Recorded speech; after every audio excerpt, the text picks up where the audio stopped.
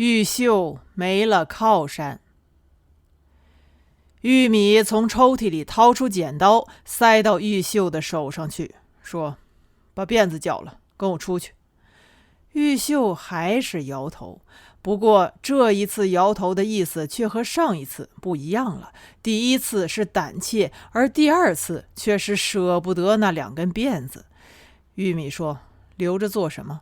要不是你妖里妖气的，怎么会有那样的事儿？”玉米一把夺过剪刀，咔嚓一声，玉秀的1根辫子落地了。咔嚓一声，玉秀又1根辫子落地了。玉米捡起玉秀的辫子，扔进马桶，把剪刀塞到怀里，拉起玉秀就往天井的外面走。玉米说：“跟我走，谁敢娇躯，我绞烂他的舌头。”玉米领着玉秀在村子里转悠，玉秀的脚板底下飘飘的，缺筋少骨，一点斤两都没有，样子也分外的难看。因为剪去了辫子，玉秀一头的乱发像一大堆的草鸡毛。玉米揣着剪刀护着玉秀，眼里的目光却更像剪刀，嗖嗖的一扫一扫的，透出一股不动声色的凛冽。村子里的人看着这一对姊妹，知道玉米的意思，他们不敢看玉米的眼睛，不是转过身子，就是抬腿走人。玉秀跟在玉米的身后，玉米不停地命令他抬起头来。玉秀抬起了头来，虽说是狐假虎威，好歹总算是出了门了，见了人了。玉秀对玉米生出一股说不出的感激，却又夹杂了一股难言的恨。这股子恨是没有来头的，不合情理的，然而夹在玉秀的骨头缝里，斗过来斗过去，最终还是要靠玉米仰仗他的威严，仰仗他的可怜了。玉秀想，玉米为什么是个女的呢？她要是个男的，变成自己的大哥哥，该有多好啊！玉米终究不是大哥，还是大姐。一转眼，玉米都出嫁了。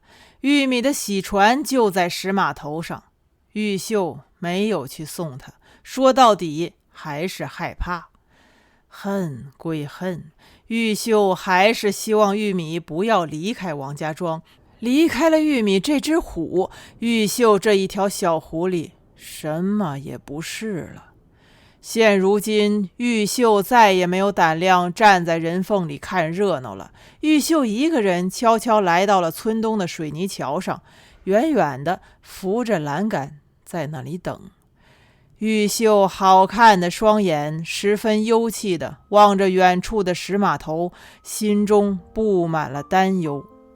石码头喜气洋洋的，不过那里的喜气和玉秀没有半点关系了，隔着长长的一道水面呢。水面上十分混乱地闪烁着太阳光，又琐碎又刺眼。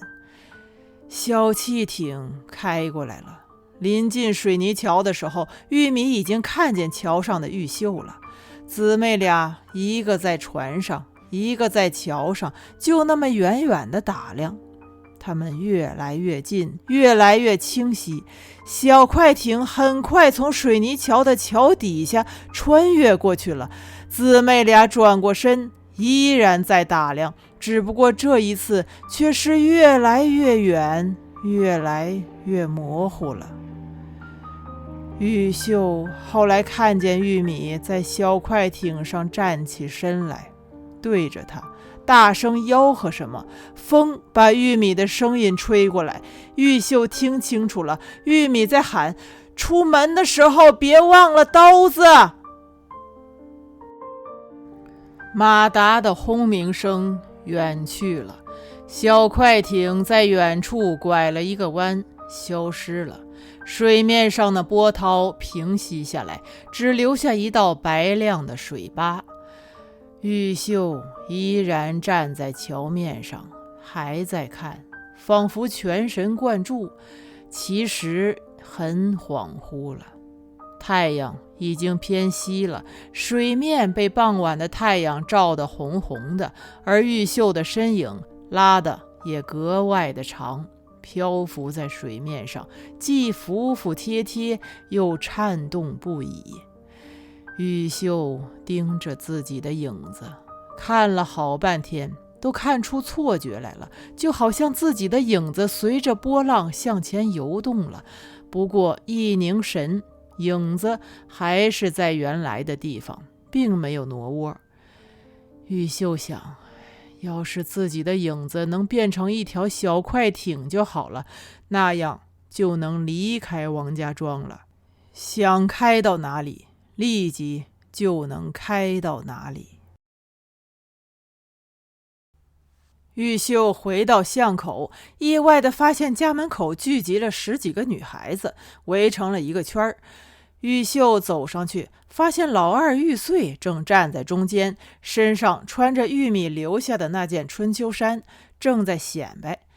这件春秋衫有来头了，还是当年刘粉香在宣传队上报幕时穿的，小翻领，收了腰，看上去相当的洋气。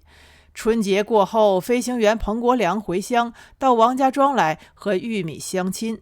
玉米没有一件像样的衣裳，刘粉香便把这件衣裳送给玉米了。刘粉香是王连芳的姘头，方圆10几里最烂的浪荡货。村子里的人都知道，这个烂货和王连芳正黏糊着呢，两个人3天2头都要进行一次不正之风。他穿过的衣裳，玉米怎么肯上身？不过玉米倒也没有舍得扔掉，想来还是太漂亮了。玉秀不一样，好几次动过这件春秋衫的心思。俗话说，男不和酒作对，女不和衣作对。管他是谁的，好衣裳总归是好衣裳，玉秀不忌讳。玉秀所以没敢碰，说到底还是怵玉米。没想到玉米前脚走，后脚却被玉穗抢了先。这样好看的衣裳，玉穗可是恶狗叼住了屎橛子，咬住了绝不会松口的。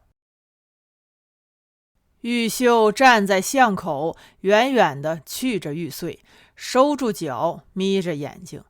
玉秀就弄不明白，好好的一件衣裳到了玉穗的身上，怎么就那么缺斤少两的呢？玉秀的脸上难看了。玉米刚走，玉穗居然想把自己打扮成当家人的样子了。他这个次货，也不看看自己是个什么东西。玉秀越看越觉得玉穗二五兮兮的，少一窍，把好端端的一件衣裳都给糟蹋了。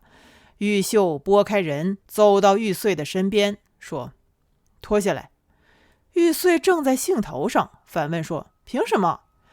玉秀的口气里没有半点讨价的余地，说：“脱下来。”玉穗有些软了，嘴上还在犟，说：“凭什么？”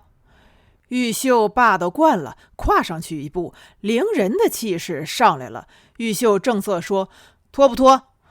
玉穗知道抢不过玉秀，左右看了几眼，人太多，一时下不了台，却还是脱了。